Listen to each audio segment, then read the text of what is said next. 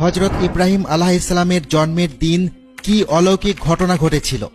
মহান আল্লাহ তাআলা কিভাবে গুহার মধ্যে শিশু ইব্রাহিম আলাইহিসসালামকে ফেরেশতাদের মাধ্যমে রক্ষা করেছিলেন।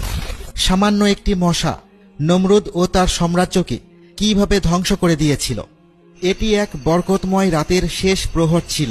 ব্যাবিলনের পাহাড়ের একটি গুহা বড় পাথর দ্বারা বন্ধ ছিল, কিন্তু একদিন হঠাৎ সেই গুহার দরজা খুলে গেল এবং গুহার ভেতর থেকে একটি নিষ্পাপ এবং নুরানি চেহারার বাচ্চা বেরিয়ে আসলো।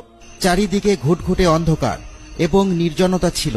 বাচ্চাটি আকাশের দিকে তাকালো আর ভাবতে লাগলো, এই চাঁদ এবং তারাই কি আমার সৃষ্টিকর্তা। তারপর বাচ্চাটি নিরাশ হয়ে গুহার ভেতরে চলে গেল। ওই বাচ্চাটি কে ছিল? সে গর্তের মধ্যে কি করছিল? আর বড় হয়ে সে কোন বাদশাহ রাজত্বকে ধ্বংস করে দিয়েছিল? সেই কাহিনী আজ আমরা জানাব। মানব জাতিকে সঠিক পথপ্রদর্শনের জন্য আল্লাহ তাআলা যুগে যুগে সকল জাতির কাছে নবী রাসূলগণ প্রেরণ করেছিলেন।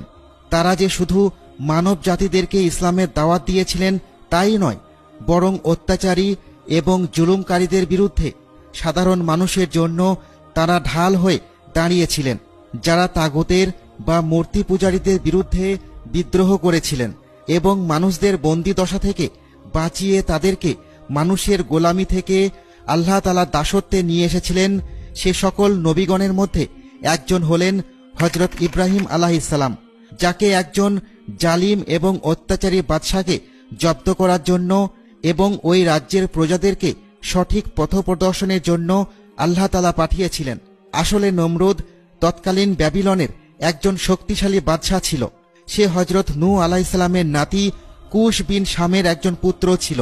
হযরত নূহ আলাইহিসসালামের তুফানের পর পৃথিবীতে প্রথমবারের মতো জালিম শাসক নমরুদ তার রাজত্ব প্রতিষ্ঠা করেছিল এবং 400 বছর সে রাজত্ব করেছিল। নমরুদ ছিল একজন মুনাফিক। সে নিজেকে খোদা দাবি করত এবং রাজ্যবাসীকে তার পূজা করতে বলতো। নমরুদের প্রাসাদটি ভীষণ দামি পাথর দ্বারা তৈরি ছিল এবং চারদিকে দৈবমূর্তি দ্বারা আচ্ছাদিত ছিল। ব্যাবিলনের নৈতিক এবং ধার্মিক অবস্থা খুবই খারাপ ছিল। সবাই সুদখোর এবং ঘুষখোরিতে লিপ্ত ছিল। প্রতিটি শহরে এবং গ্রামে বাতিল দেবতাসমূহের বড় বড় মূর্তি ছিল, যেখানে প্রতিবার নতুন নতুন মহিলারা আসত এবং নিজেদের দেবতার কাছে উৎসর্গ করত।